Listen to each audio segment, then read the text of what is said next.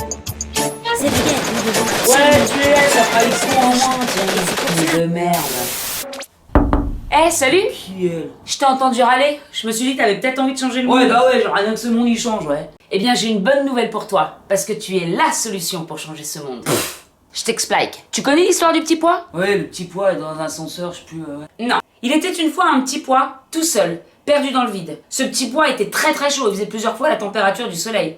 Et puis un jour, il a explosé. C'est ce qu'on appelle le Big Bang. En explosant, ce petit pois a rempli le vide de lumière, de chaleur, d'énergie. C'est devenu comme un gros filet qui continue de s'étendre dans le cosmos. Et c'est ce champ d'énergie qui unit toute la création. Ce qui veut dire qu'on est tous connectés. Mais conneries!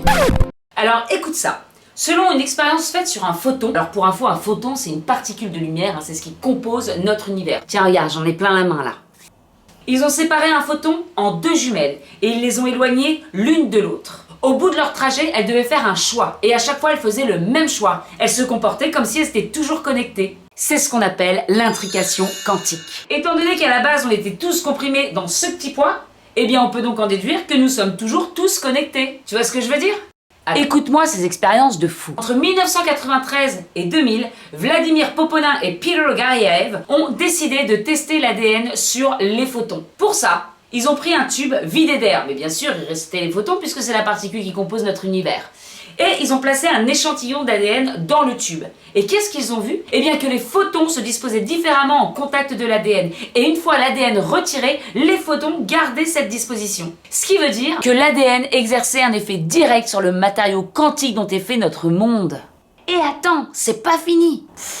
Entre 92 et 95, HeartMath Institute a testé le pouvoir des émotions sur l'ADN. Choisit de se focaliser sur l'organe corporel d'où semblent émaner les émotions, le cœur. Il faut savoir que le cœur a une puissance électromagnétique bien plus puissante que celle du cerveau. Ouais. Ils ont donc isolé de l'ADN humain dans un cylindre de verre, quelque chose comme ça, et ils ont exposé cet ADN à une émotion puissante qu'on appelle l'émotion cohérente. Et après plusieurs tests, ils se sont aperçus de quoi? Que l'émotion humaine avait changé l'ADN. Ok. Conclusion de tout ça, ça veut dire que notre émotion change notre ADN qui lui change le matériau quantique dont est fait notre monde. Et comme nous sommes tous connectés, ça veut dire que nous pouvons non seulement changer notre réalité, mais nous pouvons également changer le monde. C'est pas ouf? Ça veut dire qu'ici, on a une technologie intérieure ultra méga puissante. Ok, on fait ça comment? Eh bien, en vivant à partir du résultat souhaité. Pour créer une nouvelle réalité, il faut devenir cet état d'être et le ressentir comme si c'était déjà fait. Exemple, Neville,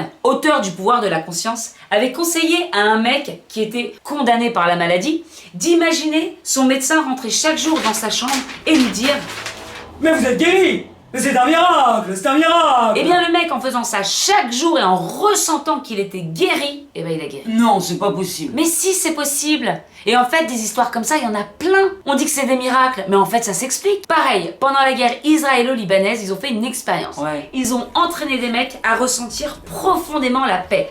Eh bien, à chaque fois que ce groupe se réunissait, il y avait une baisse de la violence dans le pays. Mais non! Si. Mais t'imagines tout plein de cœurs ensemble qui résonnent la paix? J'ai autre chose à faire. Apparemment, il suffirait que d'1% de la population pour déclencher un changement de conscience. Que dalle!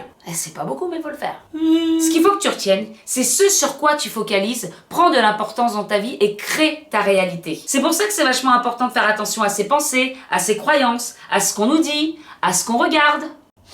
Tes pensées liées à tes émotions créent un sentiment. C'est le langage des émotions qui communique avec l'intelligence de l'univers. Donc, c'est pas en restant devant ta télé et en pestant sur tout ce qui se passe autour que tu vas l'aider ce monde. En fait, tu vas plus nourrir ce que tu veux pas voir. Mais de quoi je me mêle? Tu ne le prends pas comme ça. Tu l'aimerais comment, toi, ce monde? Bah un monde avec de l'amour, de la joie, de la paix. Alors deviens ce que tu choisis d'expérimenter et vis cette différence malgré ce qui t'entoure. Tu veux de l'amour? Répands de l'amour. Tu veux de la joie? Répands de la joie. Tu veux la paix? Eh bien, ressens déjà cette paix en toi. Ah bah oui, c'est pas forcément simple, ça demande quelques petits changements. Tu sais, un jour, un pote m'a dit « Sois le changement que tu veux voir dans ce monde ». Eh bien, je crois qu'il avait raison. Alors, on peut compter sur toi? Eh oh! Eh! Et ben voilà. Tout le monde veut que le monde change. Et tout le monde s'en fout. Oh, mais non, ma puce. Non, t'inquiète pas, ça va le faire. Maintenant que tu sais qu'on a besoin de toi. Maintenant que tu sais qu'il faut juste le vouloir, rejoins-moi pour écrire l'histoire. Tu en entends parler tout autour de toi, toutes ces âmes qui veulent élever leur voix. Tu sais que sans toi, n'y arriveront pas. Alors lève-toi si tu veux le voir. Si tu veux voir